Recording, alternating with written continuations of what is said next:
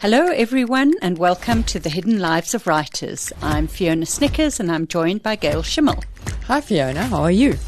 I am good. Gail, how has your writing week been? It's been, and I say this in a kind of wary, like I'm scared of jinxing it way, it's been really good. Oh, wow. I've been writing steadily and daily and it's been really good. And it started with, last week we talked about, I'd done all my little tasks and I'd written the last chapter of my rom-com and realized that wasn't the last chapter. And I sat down to try and write the last chapter. I thought I needed a kind of epilogue chapter, bring it all together, wrap things up kind of chapter.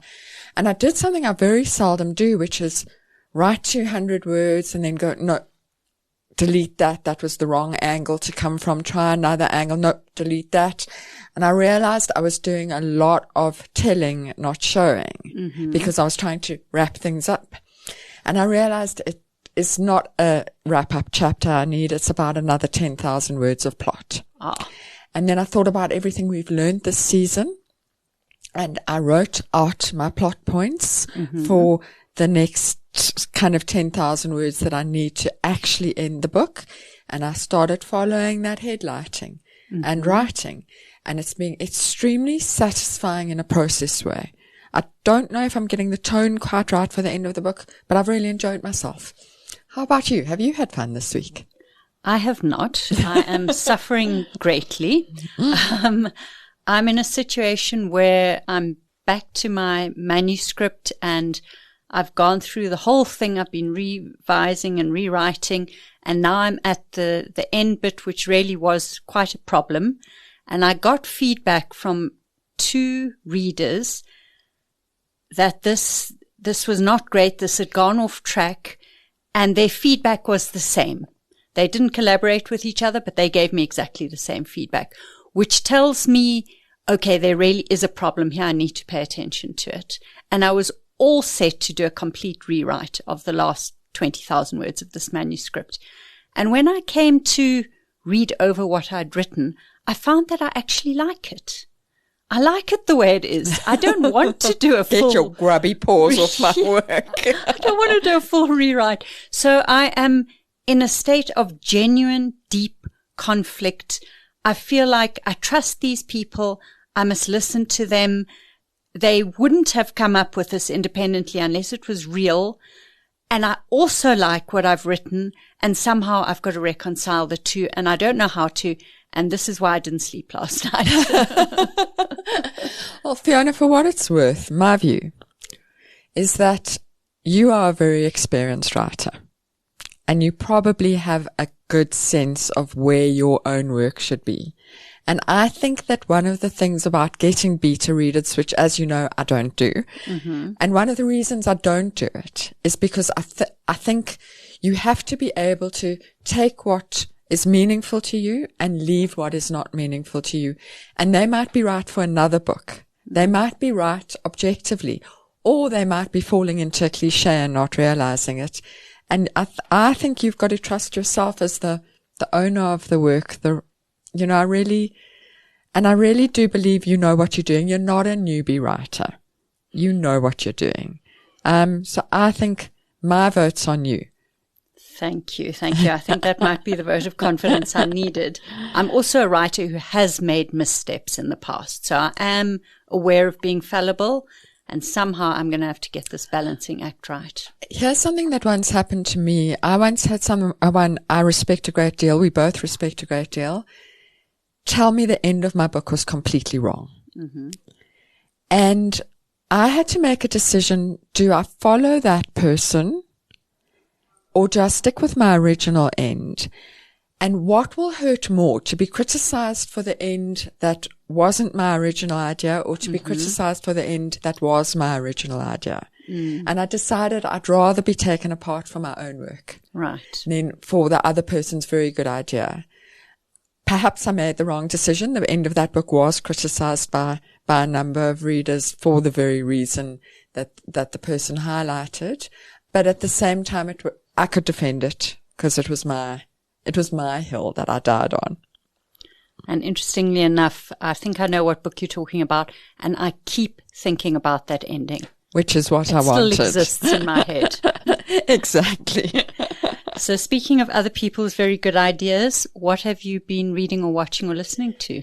So very much on the subject of other people's very good ideas, I've been reading Mother Mary Comes to Me, which is, I don't know how to say this, and we had a conversation before we started recording, and I still can't say it the way you said it, Arundhati Roy. Yes. Booker Prize winner. I mean, I should be able to say it, but I can't.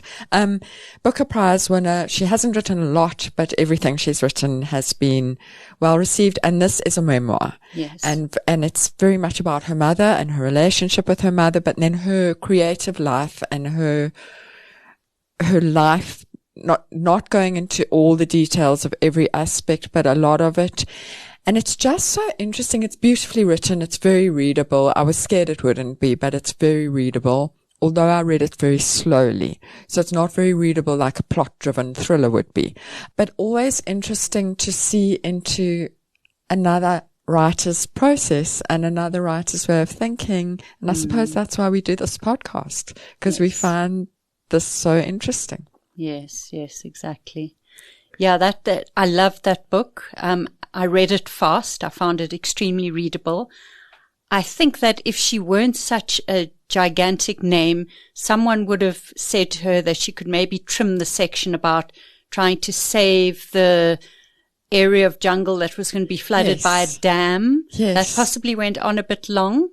But apart from that, it's a brilliant, wonderful book, and also still lives in my head. And her relationship with her mother is just astounding and traumatic and also wonderful, and just one of those things that you keep chewing over in your mind. Absolutely. And I agree with you. That section, I felt it was maybe because I'm more interested in writers writing than a writer's activism about jungles. I blamed myself for not being that into that part of that book, but perhaps because it is at heart a writer's memoir. And maybe most readers are looking for that and not jungle activism, which is a different type of memoir. What about you, Fiona? What have you been reading, watching, absorbing? I remember you saying to me, I think this was off mic, that you had stopped following the long lists for literary prizes because it was so upsetting when your favorites didn't get chosen for the shortlist. So I've been reading the Dublin long list, and they just announced the shortlist, and it has devastated me. I am so angry. I'm having to restrain myself from going onto their social media and yelling at them. You are wrong. You chose all the wrong ones. Exactly. And one of my real favorites that did not make it onto the shortlist was Our Evenings by Alan Hollinghurst. I loved it so much. I think I'm going to have to write a review of it at some point, but it is just the most wonderful story of a life. Okay. Someone's full life from their earliest childhood up into their 70s. And this character very much mirrors the life experiences of the author, except in one significant way. And it's just so moving and so sensitive and so beautifully done. I loved everything about it, and I'm going to hold a grudge about this book forever. He wrote that very well-received book that has the word line in the title. He did, and what am I talking can't about? Call it to mind at the moment, but yes. My mother was obsessed with that book. Yes. I remember not loving it as much as she loved it, but possibly nobody loved it as much as she loved it. So I will be interested to read this one. So someone who writes books that are also very much loved by their readers is our guest today. Our guest today is Busisekile Khumalo. Busisekile is the author of the Harvard Wife series, also the standalone book Nomaswazi, and also published by Kwela Books, Sunshine and Shadows, and Rubies and Rain. Busisekile was shortlisted for the Zimbabwe Achievers Award. We are so pleased to have her in the studio with us. Hi, Busisekile, and welcome. Hi, Fiona. Thank you for having me. I've been wanting to be here for a long time. And we've been wanting to have you. And I think I actually quite often refer to you in other discussions because of a particular thing you do writing that we'll get to later. But let's start with, how has your writing week been? I'm currently undergoing a writing slump, if I can call that. I think I've started and stopped about 5 manuscripts that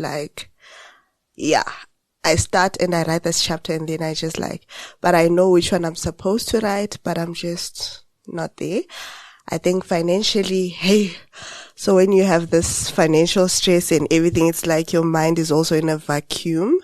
And yeah, that's how my week has been going. I'm so interested in the starting a whole lot. So talk to us about how does that look in terms of, you get how much of an idea do you have before you start that one, and how do you know it's going nowhere, and how quickly do you know it's going nowhere? I think, I have to hear the voice of the characters before. And so at times you might find that a particular voice is pushing, because it wants me to write that particular story. But because of, publisher deadlines and everything else, you have to sort of be no, I have to put you on the back burner because I have to focus on, for now, the 3rd installment of the Sunshine series, because people have been waiting for it. But other stories are creeping in that are demanding to be. So at times when I get stuck on the book that I'm supposed to be writing and another just creeps in, at times I just write a scene I just write a scene and then I just name it. And then later on I'll be there's this scene that I wrote when I'm finally writing that particular book. And how I know it's not going anyways when I am staring at my phone for 30 minutes and I'm no, you've been on this app for 30 minutes now and you're not writing anything. Then I just let it go and then I go on to something.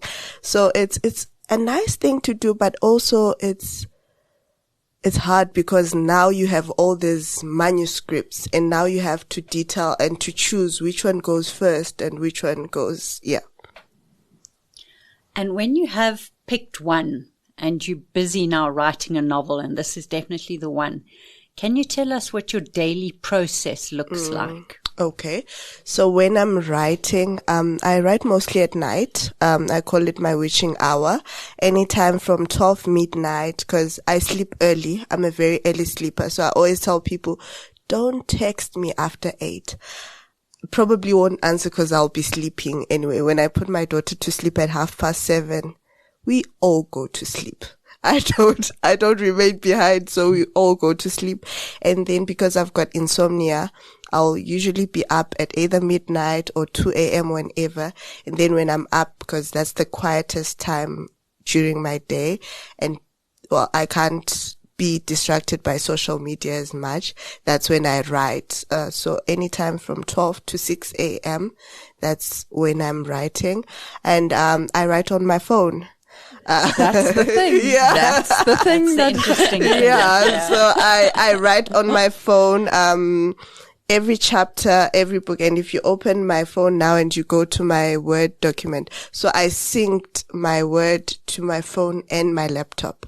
So I write on my phone because it's quicker and also it's at night. I don't want to get out of the blankets. It's cold. So I can write in bed and I'm just writing. Unlike other writers, I don't need wine, whatever, music, or I don't need to be in the mood. I just start writing whenever I have that time. So that's typically my writing day. Then at 6:30, in fact, at 6, I have to start preparing my daughter for school and everything. Then when she goes to school, I have to then start doing the admin side, the marketing, the social media and everything else until she comes home. And then I also do consultancy on the side, publishing consultancy. So that's what I do around, 7 or 8 to 2. That's what I'm doing, consultancy, marketing, social media. That's usually that time. But I usually write at night on my phone. But at times when inspiration strikes wherever, because I write on my phone, I'm on the toilet, I'm writing a scene wherever I am, so that makes it more flexible. Now, this writing on the phone, that's the thing that I'm always telling people about. You and I were on a panel once together. That's how I met you. And I'll never forget, you said that thing about writing on the phone, and I basically was lost to the panel because I was so fascinated by that. Do you, like when you write on your phone, do you write like the rest of us? This is such a mad question, but with your thumbs? Yes, like when I'm texting. Usually it's exactly like when I'm texting. So that's how I write. So I have. And it moves fast enough that it can follow your thoughts. Yes, if you can see, like, I have all these chapters. And we're seeing many open Word, well, not open, many Word documents on a phone. And they're different. And so, yeah, I just write as if I'm texting, and it's faster because it's autocorrect, but it's also frustrating because at times autocorrect, you're like, no, I meant exactly what I said. Don't correct it. But I think I've trained my autocorrect in certain way because now it even has vernacular words because I do add vernacular in my writing. So now even that is in my writing. And then what I do is I edit on my laptop. Yes, I do edit on the laptop because, so when I'm writing on the phone, because I don't want it to be a long winding thing, I write chapter by chapter. So each book, like Sunshine and Shadows, if I look for it in my phone, you'll see Sunshine and Shadows 1, 2, 3. So that's the number of chapters. So when I'm writing, I just write per chapter. And it also helps because I sort of have, the word limit. I know it should be around 2,000, 2,500 thereabouts. Okay. Then I write. And then when I'm done, I compile those chapters because I go on my laptop, I open another document, open each chapter, and then I edit it, and then I put it to the mail. It's a process. It's a bit long-winded, but it works, I think. And I suppose the act of moving it from the one to the other forces you to edit and forces you to revisit it. Yes. Also, it's sort of now I'm looking at, does it flow with the other chapters? And then it forces me to also like, okay, now I'm looking at it as a whole instead of as a single chapter. So how it started is because when I started writing, I used to have a blog on Facebook page where I would post certain chapters, and I had a schedule, like I'd say every Monday, Wednesday or Friday. Initially it was every day. Then I cut it to 3 days a week. I'd say by 6:30 a.m. or by 8, I have a chapter that I post and people engage, and it's an ongoing story. So that's how I was writing the stories. So they would be ongoing and people will be sort of reading them in real time.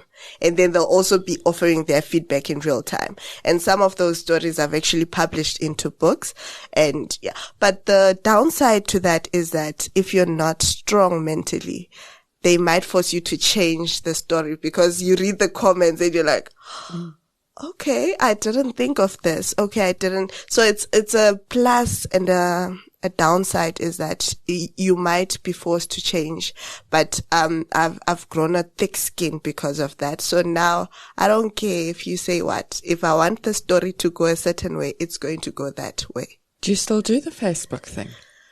I know they hate me. I think the last time I did it was last year because, well, I've had a writing block. So I think the last story I wrote myself into a corner. And you can't go back and change it if it's already on Facebook. I wrote myself into a corner. So the story I was writing was about this woman. So it's sort of a Stella gets her groove back, but in an African setting where this woman who's turning 50 was married to a pastor. And then, he used to cheat and she used to take it all. Then one incident just happens and she just somehow snaps. She now wants a divorce. And she has grown kids now. Her last born is going to university. So then there's that, okay, she falls in love with this guy. But her first daughter, has a crush on the same guy. Oh my so that's where I wrote myself into a corner. I was like, okay, how am I resolving this? So I think that's where I left Are they still sitting there in Facebook? They are unresolved. They are. Oh my so goodness. I ended up taking it down, and I ended up taking down the story after. I was like, because I don't know where it's going now. I don't know. So yes, I do blog, but I haven't done it in a while now. Yeah. think life is getting busier, and yeah. So did you always know that you wanted to be a writer? And then when you first started posting stories on Facebook, did you think, I want a writing career, this is my way in, I want this to go viral? Or were you just telling stories for the love of telling stories? So I never knew that I wanted to be an author. It was default. I defaulted into writing. So what happened is, I think it was the year 2016. I had moved, to Johannesburg, in search of greener pastures or the gold that never happened. But, so I was working at Steers as a cashier, and I think there was that frustration of, you are here as a cashier and your other colleagues, they're doing their articles. You they're have a getting law registered. degree. Yes, I have a law degree. So they're getting registered. They're doing their articles, and you're stuck as a cashier. So I think one day in a taxi on my way to Morningside, because I used to work at Morningside, I had this, I remember I had, a legal journal. One of those that you're given when you go to these places and you're told you're going to be a lawyer. So now they give you this journal. So I had one of those.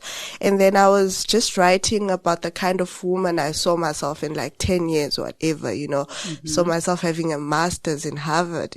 When I dream, I dream hard. So I was just writing about this, the things that I wanted. And then I started thinking to myself, what happens to this woman who's in Harvard, who's been to Harvard, who has this master's, then she comes back. How will life look for that woman? And then I started writing, and I think that's how Nompumelelo Ndinisa of the Harvard Wife was born, and if you've read the book, it sort of details this woman who has a master's from Harvard, and she's a minister's wife.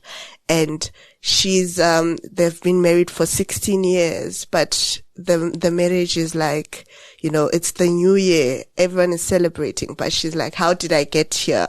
And so I wrote this chapter, and then when I got an off day, I just transferred it from my journal, and then I typed it on my phone.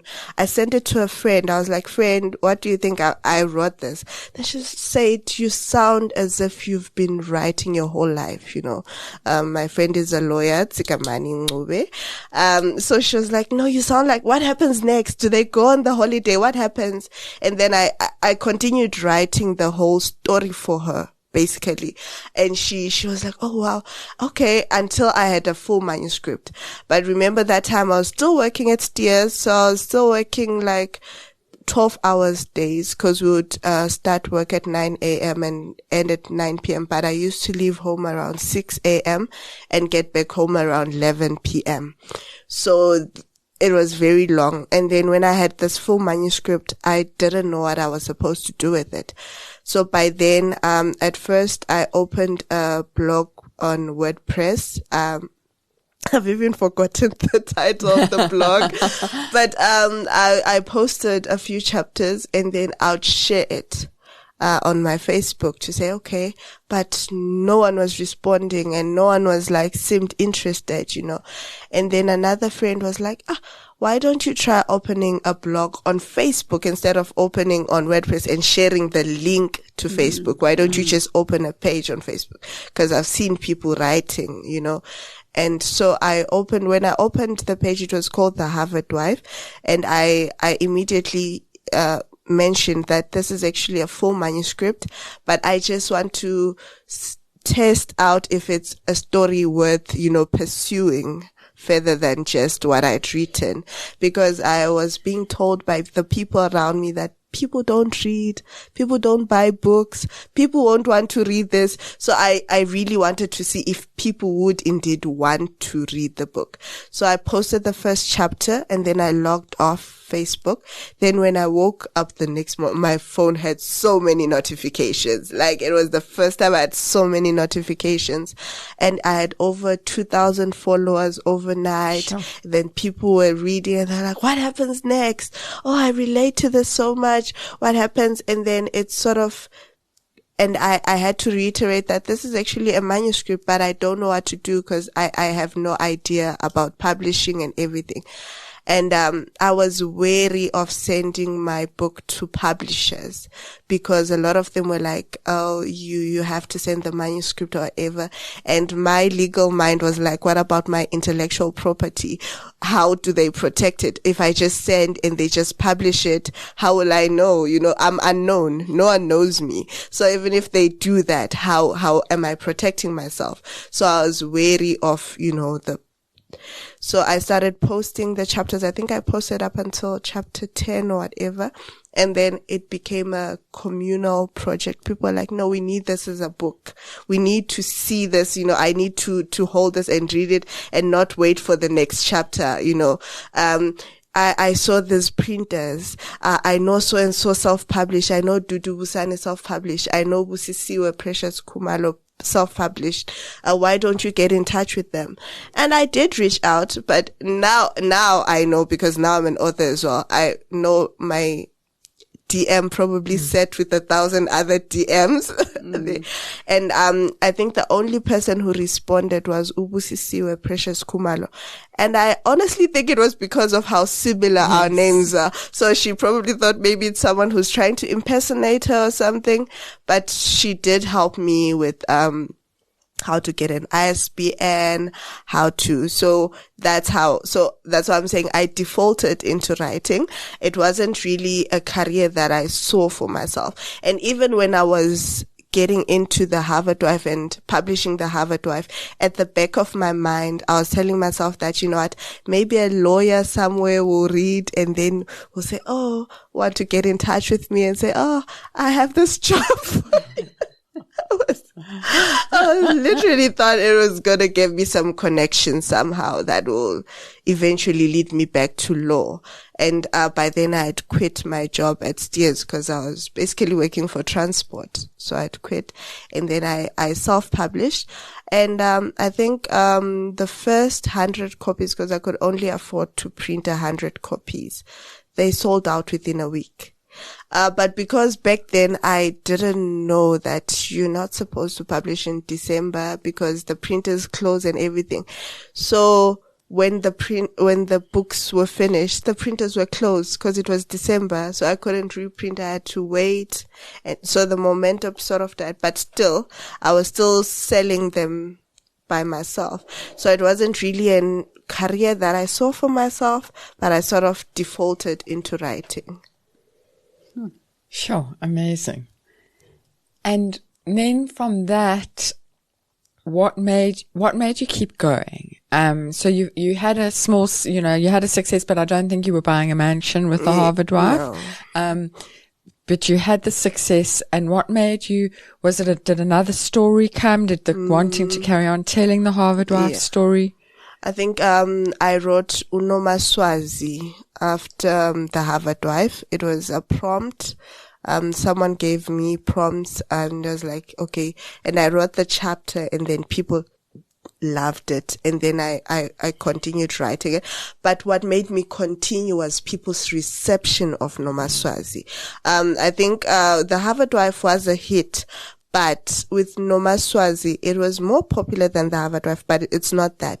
I think, a lot of people reached out to me after reading Nomaswazi. And, I remember this one woman was like, how did you know? Have you ever cut yourself before?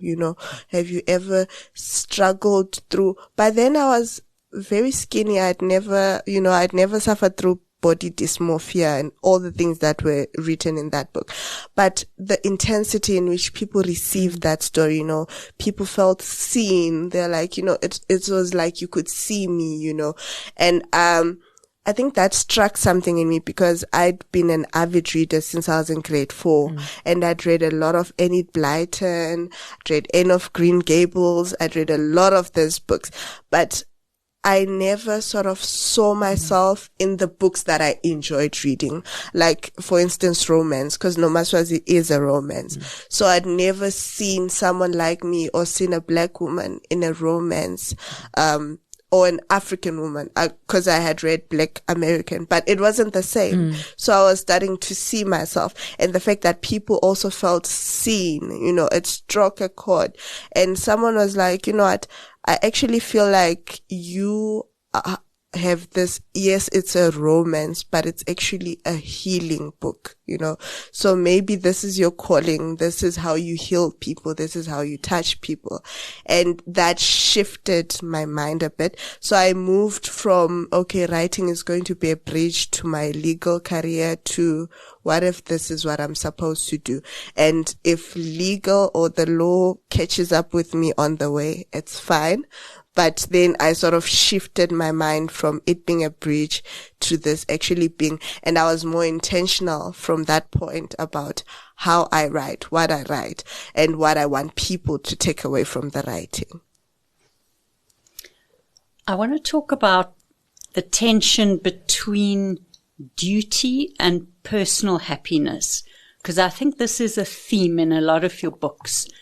The expectations of how, especially a black woman, should behave, her role in the community, her role in the family, all the duties that come with being a woman. Yes. And then making a decision to branch off and seek your own individual personal happiness.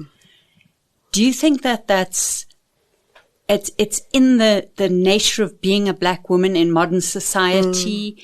Is it something that has especially struck a chord with your readers? Yes, it has, because I feel like, especially as a black woman in modern society, we have all these rights now, right? We have the right to education. We have the right to have a bank account. We have the right to get a job. But with that right, and you see black women striving, in their fields, and now all of a sudden it's a problem, because how dare you succeed, now you think you're all that, now you think you're all bigger than that. And somehow society finds ways to shackle us, be it the fact that you have to be reminded that you are a mother, you are a daughter, you are a wife, so there's things that are expected of you. It doesn't matter if you have this degree. It doesn't matter if you're this successful. When you come into this house, you are this. So I think, when I write about that, a lot of readers also, they can see it in themselves, and also in their relationships with their mothers, with their daughters, because in as much as we struggle and we see this, we tend to blame our mothers, not realizing that at some point they were just girls like us, they were also, the women with their dreams, and there's a heaviness. I think there's a certain strength that is required of you because you're a black woman, you have to, uyumbogoto, or what do they call it? A rock, a boulder, or something. Like, you have to be strong. You have to bear with being rejected, you have to be fine, be the bigger person. If a man doesn't take responsibility for your pregnancy, somehow you have to, be the bigger person, sissy. It's fine. God will catch up with him. Why? Why do I always have to be the bigger person? I want to be mean. I want to be petty. I want to be vengeful. And I write these women who are complex. I think I write very complex characters. Some of them are quirky. Some of them are, they're soft, and a lot of them suffer from mental challenges. But I do not write the diagnosis or whatever it is they're suffering from, because a lot of black women go through life undiagnosed, like, I have a sinking suspicion that I have ADHD. We all do. We all do. I have that, but because I've never actually been diagnosed, and I've never actually gone through and I know a lot of women are the same, And so when I write of these mental challenges, like body dysmorphia, like for instance, I said Nomaswazi used to cut herself. In Sunshine and Shadows, Vimbai has schizophrenia. She hears voices, in her mind. In The Princess and the Piper, which is the third book in the Harvard series, Oyama has a rape fetish, due to her trauma. But, so I go through all of these challenges that modern black women face, and that we at times don't give a name to. And I think it makes readers feel seen, because we are not just we are not just one thing. We are not all strong. We are not all, brave. We are not all successful. And even the successful do struggle, We have the firstborn daughters who feel this need to always be independent, always take care of others, but at the same time they face a lot of things that they can't say, We have black tax, but you can't really name it black tax because then you're unfilial. And all these things that I see around me that I go through, I put them in my work, and I think it touches a chord with a lot of women of all races. Now, you've gone from that self-publishing start to now being traditionally published. And on another panel we were on together, you made a very funny comment about some of the challenges. You said, like, they don't want me to write cock as often as I'm... Tell us about that transition from self-publishing to traditional publishing. What's changed for you and what you like and don't like about the two? I think when I pitched my book to Kwela, Sunshine and Shadows was the 9th book. Yeah, it was so I had 8 books that I already had self-published, and they were doing well. But there were still some doors which were still shut. There were still some doors that I couldn't get into because I was a self-published author, which I honestly believe is a lot of bull, but we're not there. It's fine. Then I pitched my book to Kwela, and honestly, I didn't expect them to pick it up as quickly as they did. Because it was a series, I signed a 2-book deal with them. And it was, I think the first thing that I realized was I enjoyed having that feedback of bouncing your ideas with someone. And Devlin, she's amazing. So we would bounce it around, and I enjoyed that part of actually having a team, because when you're self-publishing, you have to do everything. Even when you get the editor and but you don't really get someone who's going to read your book first and say, I think when I've read all of it, this is what I think, that feedback, that initial feedback that you get from publishers. You don't get it from an editor. An editor is just going to be there for the grammar and the storyline and everything. They're not really going to focus on the story and its marketability and everything else like a publisher does. So that was nice, having that kind of a team. And also it took some adjustment to when someone don't you think? And I think because she understood that I had been doing it on my own for so long. So she knew, she was sort of like, B, what do you think? And sometimes I took her advice because it was, but then there were times where I'd have to be like, no, I don't want it to be a mushroom head or whatever. I want it to be a penis. I want it to be a cock.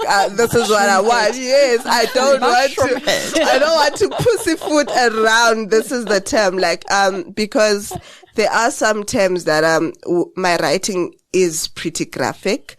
For instance, in Rubies and Rain, there is a scene that is particularly graphic.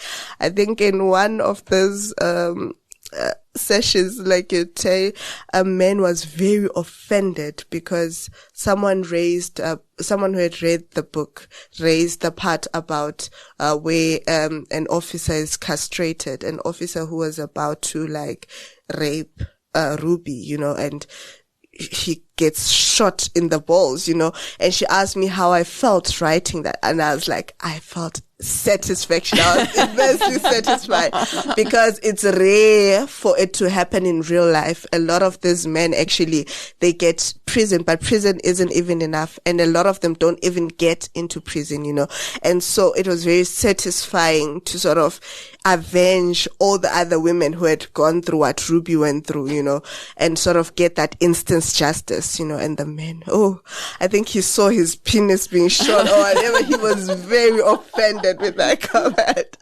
But that particular scene when I was writing it, and another one in Sunshine and Shadows where it was a backroom abortion, and I tend to be very graphic in my description. So you're going to see it, you're going to feel it, you're going to cringe, because I think we can't pussyfoot around some situations and try to make them look prettier than they are.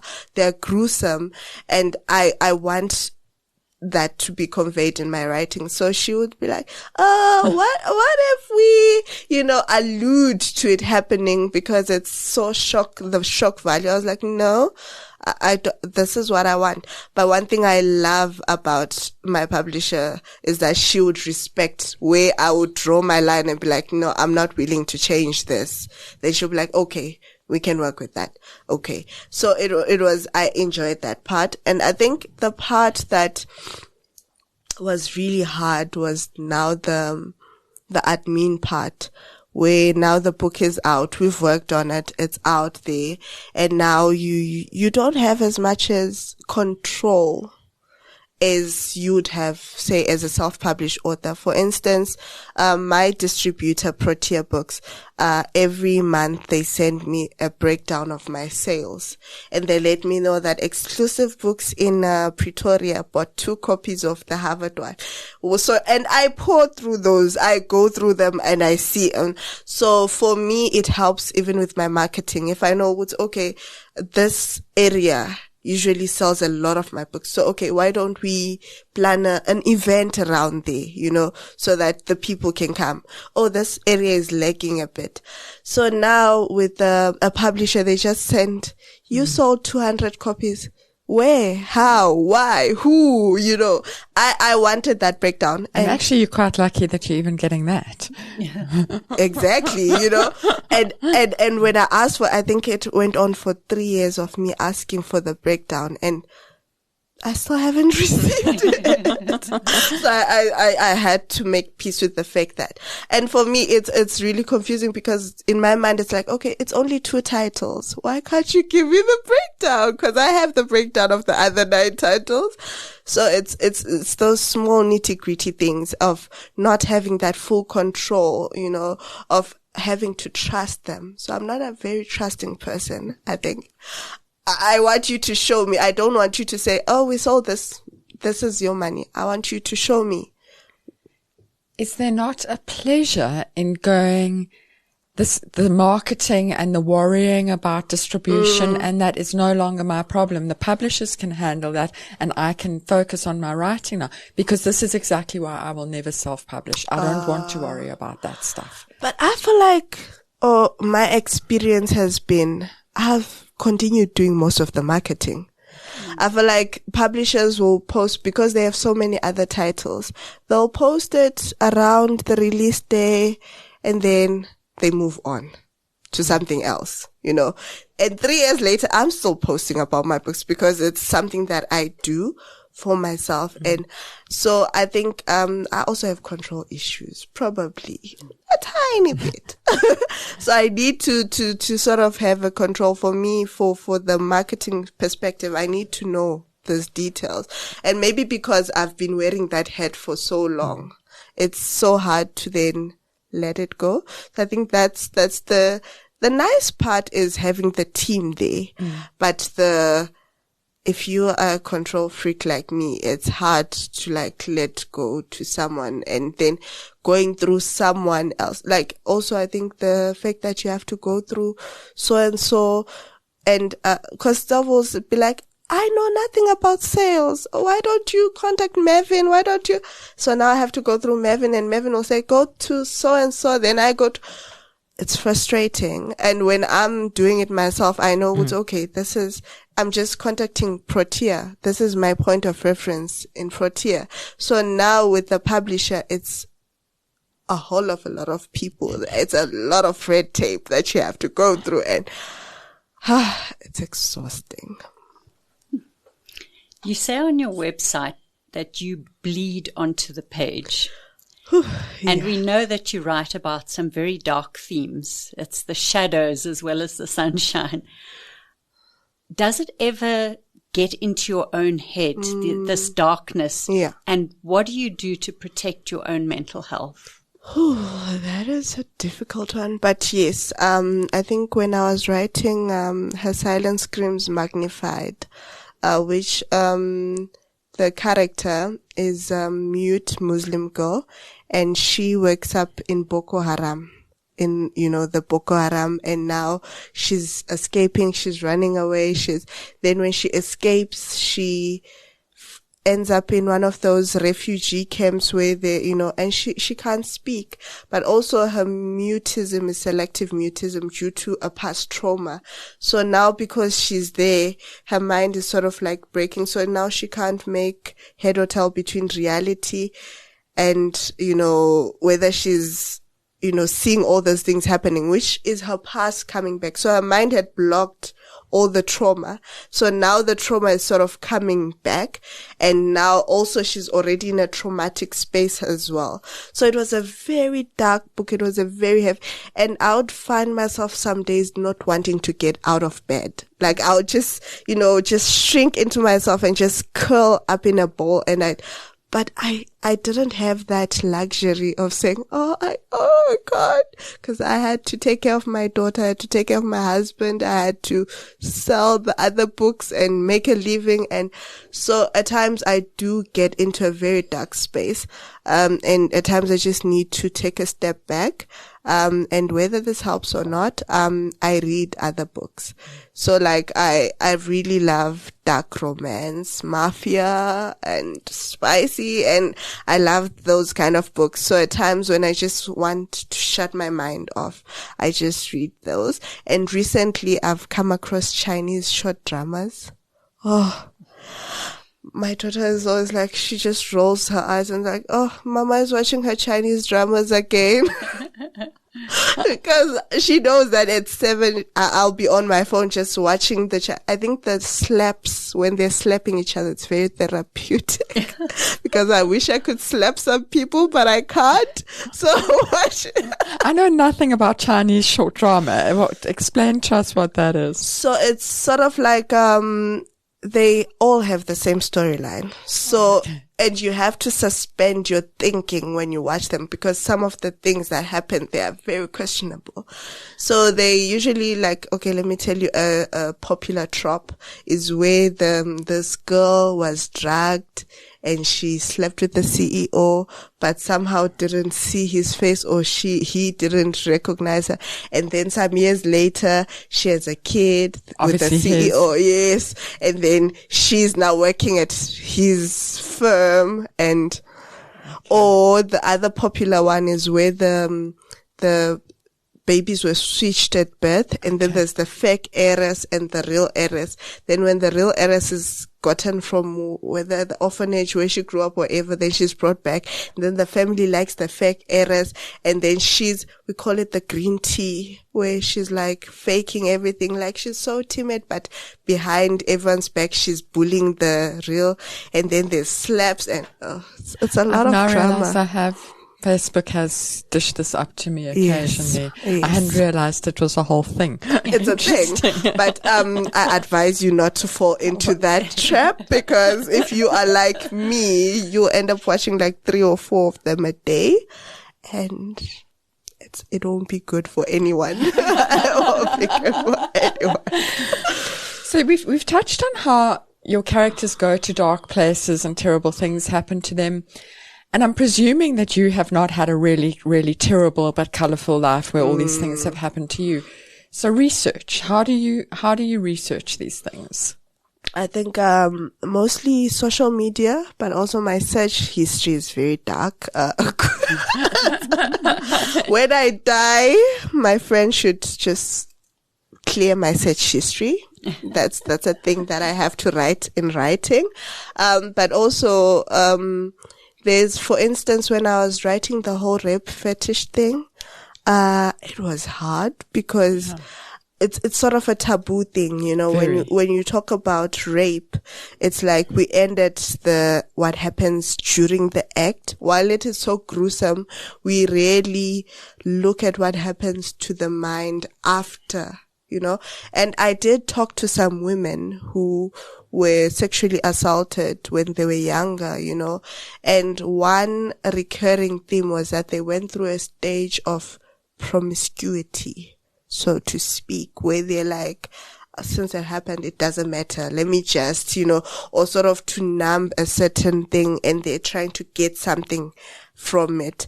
And then, so to actually, I've never met anyone who had a rape fetish. So I had to really dig into it and to find out that, it's actually a thing. And people actually, they meet online and they discuss these things, and it's also quite dangerous. So I had to find a way to make it safe for the character, and also if whoever is reading, if they have the same fetish, to know that they can go through this and this. And there's actually a place that does swapping and whatever. So it's actually in the book. Although it didn't say much, it didn't give out much on the website, and I go deep. I really go deep when I'm researching. I go into this. So it didn't give much. So I had to fill in but I did get some pictures and some videos, and I was like, ooh. Connie. Yeah. So, I do watch videos. I do Google. At times I speak to people if a certain thing I do not understand, because, although I write fiction, it's realistic fiction. I want to be as close to the truth as possible. And, there are some themes where I'm writing about, there's this other unpublished manuscript where I wrote about, human trafficking, but through media, through the celebrities and everything. So a journalist was interviewing this A-list celebrity, but ended up unraveling a human trafficking syndicate surrounding the whole media house and everything. So then I have to read current affairs and go to Twitter and dig into all of this. So yeah, I love research. So I think that's one. Probably might be a researcher in another life or even in this life. I don't know, but I love research. I love reading about things. I love, going through watching people who've gone through certain things. When I was writing about Boko Haram, I actually, I read theses. I went deep, because apparently a lot of these women who are freed from Boko Haram actually end up being abused even more in the camps where they end up, and some of them end up going back willingly. Yeah. So now you have to wow, okay. Yeah. So I do a lot of research.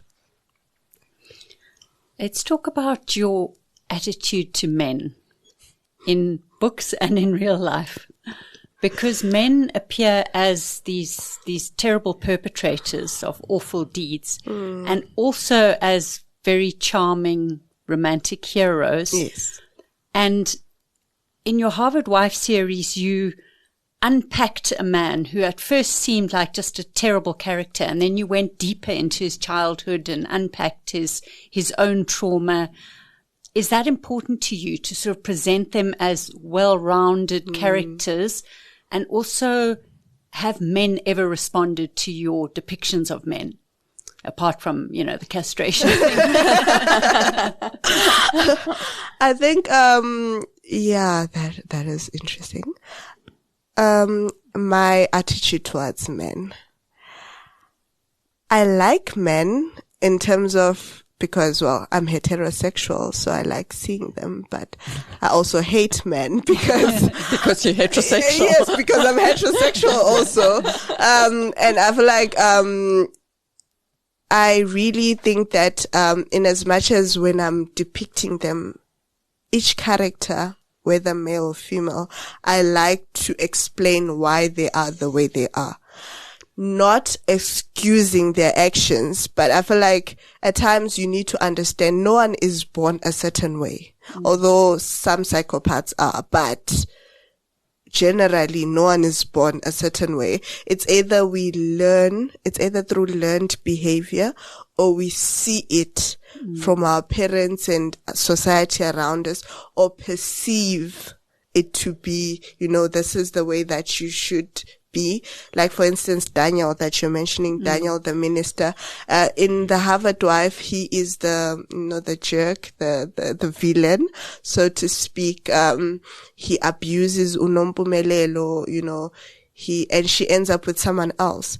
But then in book 4, his baby maker, we see now Daniel with Candace, who is originally the mistress in The Harvard Wife. So now it's hard, because how do I make this person that everyone hates? Because trust me, you can't read a book when you hate the character.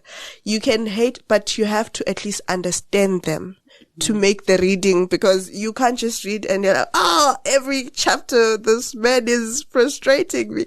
So I had to give him a backstory, and also to get people to understand why this man has been with this woman, or why this woman has stayed with this man through 2 wives, and she's been in the shadows. And why did she accept all of this? Why did she accept? I think human psychology fascinates me, and especially men, the way they think, because I feel like society, the way it raises men, is responsible largely for all the bad that men. But also I feel like men do not want to take accountability. Unlike women, women, we argue all the time that, feminism, we might argue on different spectrums, but we come together and accept that, okay, maybe this is what we should be doing. But with men, they only argue about, for instance, when we look at mental health. And I do believe that mental health, especially male mental health, should be talked about more. But the problem is they don't want to talk about it. They want us to talk about their problems. Like, make it make sense. Like, yeah, women, everyone is focused on women. What about us? Who do you want to focus on you if you are not focused on yourself? When you only come together when you're discussing sports or politics, but you don't come together to talk about your mental health. Who do you want to talk about it for you? So I tend to have some impatience towards men in that regard, to say, who do you want to do this work for you? Who do you want to, the boy child is left behind. Who do you want to go and take that boy child? Men's health, no one cares. Who do you want to care? If you don't care, if you're not putting in the work, why do you want us as women? We already have so much on our plates.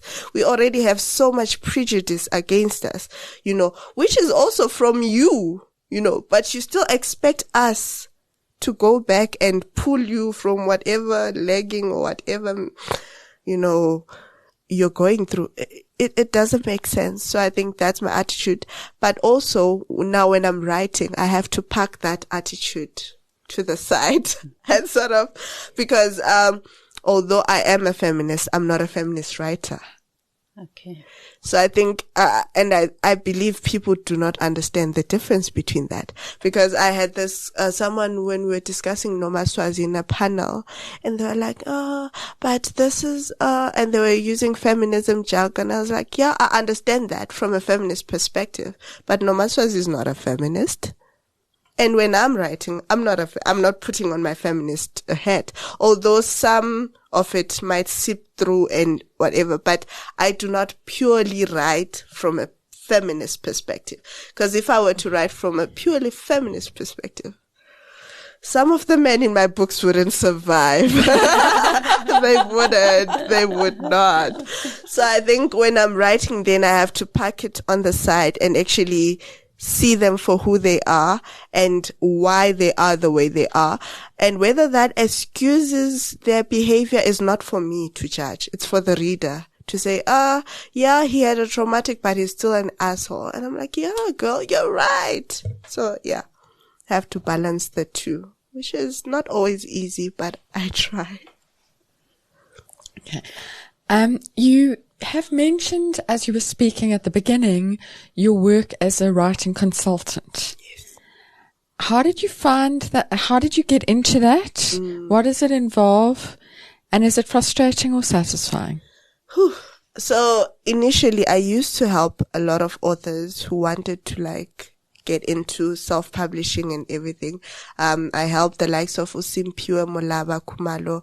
She wrote, When Life Gives You Lemons. I helped Abo Yvonne Maposa, The Wine Your Man. And I used to help a lot of authors for free, but it was draining and it took so much of my time, because I think the moment that really triggered me actually going into consultancy was this other man who called me. So initially it was through text, like, oh, can I pick your brain on something, and then we had a call. It was almost 2 hours. And then I was explaining everything, like from Amazon, everything, publishing and whatever. Then he went on to open a publishing house. Oh my God. I was like, oh wow. So all of my knowledge, you just took it for free. And I was like, okay, no.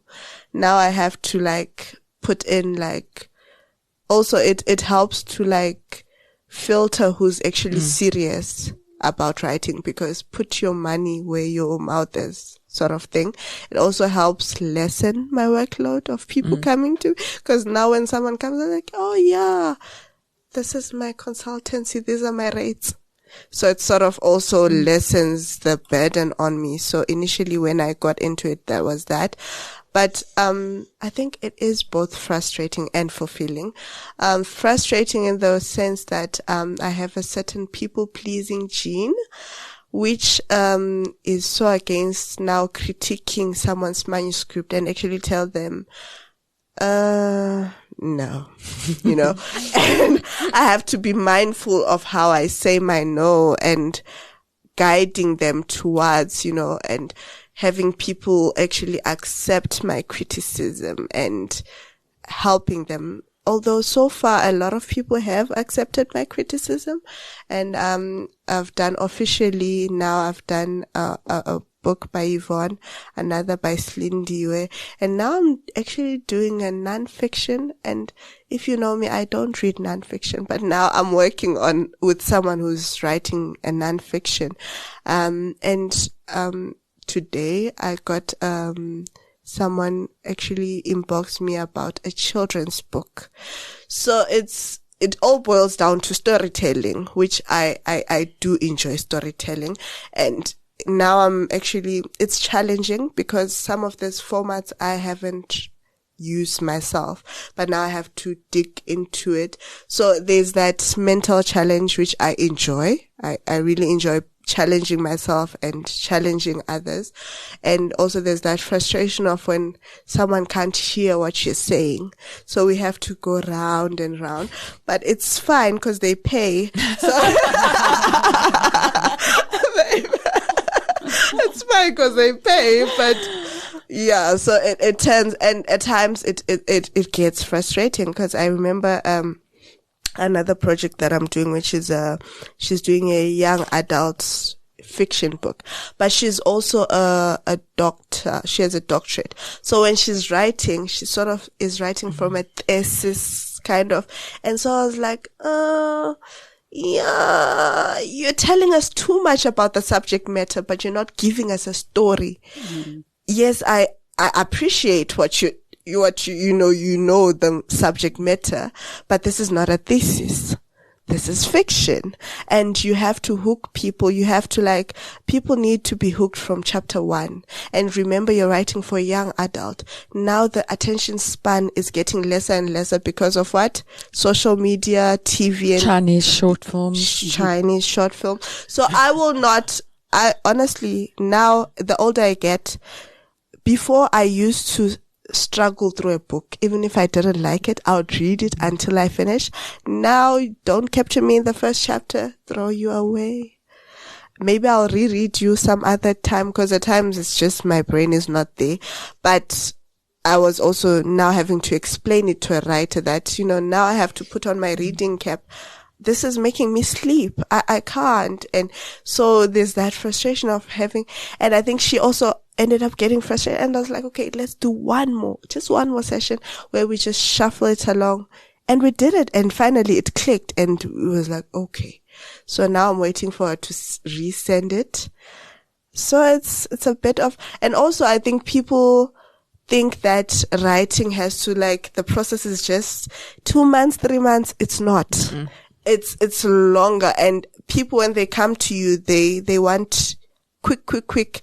And you have to say, no, we can't. We have to do this. We have to go back. We have to, so at times there's that frustration of people don't understand that it's a long process. It can take up to a year, and they're like, oh, but no, but now I write it very clearly in my terms, and that if you send me your manuscript, I can take up to 3 months.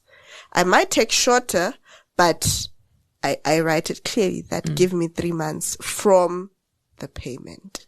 Also the payment comes. So I've had to, because at times, before that, I used to do work for people thinking they'll pay afterwards. Then, that did not go well. So people can find out more about that on your website and all your social media. Yes. And Busisekile, what have you been reading or watching or listening to lately, apart from Chinese short films? Okay, so I've been reading a mafia series called The Devil's Pawn. So it's part of a series by Tracy Delaney. So it's sort of it's not really mafia, because it's this powerful family that is all powerful and has stunningly handsome son. I love me an eye candy, even in books, even in Chinese dramas. Like, I will scroll past a series if I do not like how the male actor looks. It's vanity, I know. And then I've been watching Uthando Nestembu. The reality show, following Samselego and the polygamous. They've been doing a therapy, and I was actually thinking that IQ and EQ are vastly, like, how someone can be saying one thing and the other person is completely not hearing what you're saying. They latch onto the one thing you're saying, and they're like, you are attacking me. And I'm like, oh, were we listening to the same thing? So I do enjoy a bit of trash TV and a bit of trash reading. So yeah, that's my reading and watching so far. I love that. We must all own what we enjoy, and that it is okay to read a bit of trash and watch a bit of trash and feel good about doing it. Yes, unapologetically so. Because I feel like so much is going on in the world, Yes. like really devastating things are going on in the world. So at times we just need the escape and just to be embroiled in other people's drama, and we don't gatekeep. We tell everyone what the best escapism yes, is. yes. Well, we hope that everyone checks out your 8 self-published books so far. 9 self-published books, as well as Rubies and Rain and Sunshine and Shadows. And we're very much looking forward to the 3rd book in that series. But thank you so much for your time. This has been absolutely great. Thank you for having me. I had fun. I didn't feel it. Oh, I didn't feel it. Thank you so much. Thank you so much. Gail, I think that this was exactly what I needed to hear today, because not only was she fascinating and insightful, but she seemed at one point to be talking directly to me. I got that feeling too. I nearly turned and said, I hope you're listening to this, Fiona. Yeah, so clearly the thing I took from it was what she said about how she responds to feedback, both to people who follow her on Facebook and comment on the stories as she releases them, but also how she responds to her editors at a big publishing company.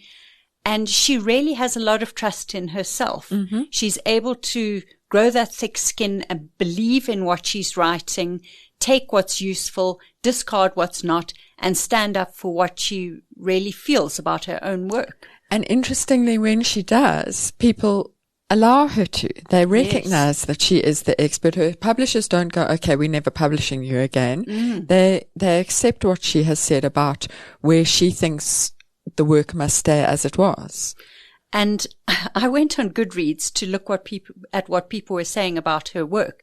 She's the only author I've seen who's got 9, 10, 11 books there, and they are all well over 4 stars. Interesting. All of them, every single one, even the ones that have been there the longest. Very, very interesting. She is really greatly beloved. She is very beloved, and I think she meets a market who are just hungry to read about themselves, to hear about themselves, to fantasize about themselves. And she writes it in an uncompromising way. And there is a need, and she is fulfilling that need. And I think it's fascinating and it's admirable. And may she go from strength to strength. What else did you take from her?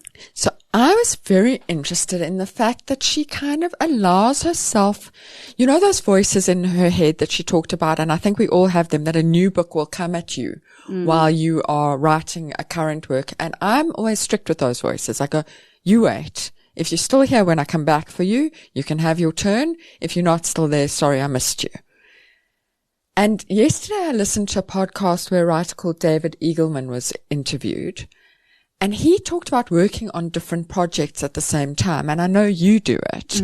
And I started saying, well, maybe I should give those voices a chapter. And it seems that Busi does that. She gives them a chapter. And it's added to my swirl of, am I going to distract myself if I give them a chapter? Are they going to want another chapter? Give them an inch, they'll take a mile. Or is it going to relieve the pressure and get that project started a little bit and allow me to finish the one that needs finishing without those people nagging me? And at the moment, I've got a pair who are nagging me terribly. They're driving me mad. Maybe I must write their first chapter so that they know they've got my attention, and then they'll leave me alone for a bit. I think you must try that, and I really look forward to hearing how that goes. But Fiona, what if they won't let me go then? Well, then they were meant to grab you all along. It sounds like your rom-com is well on its way to being finished soon. Yeah. So let the other characters have their say. I'll let you know how that goes. So if anyone has read the work of Busisekile Khumalo, if anyone has thoughts about what we've been chatting about today, please get in touch with us. We're on all social media across the board, and we'd love to hear from you. You've been listening to another production from Solid Gold Podcasts.